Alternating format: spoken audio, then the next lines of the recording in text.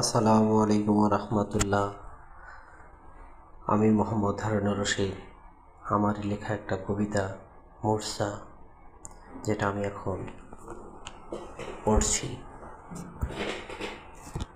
একদিন সেই নদীর তীরে, যেথায় সবুজ ঘাসের আবরণ, যেথায় বসিবার স্থান, সেই স্থানটুকু, সেই কথাগুলো চিরদিন হয়ে থাক অম্লান। তীরে হেলানো সেই সজনে গাছের গুড়ি, আজ নেই সেথায়, নেই কোনো সুপারি গাছের গুড়ি। একদিন ছিল দেখিবার, ছিল বসিবার, আর একদিন স্বপ্নের মতো উধাও সেই নদীর জলে। সে যৌবন টানে তারে নিলে শেষে, সেই অবধি আর ফিরেনি সেই স্মৃতি। আজ বিস্মৃতির মাঝে রয়েছে শুধু তোমার আমার পাশাপাশি বসিবার স্থানটুকু।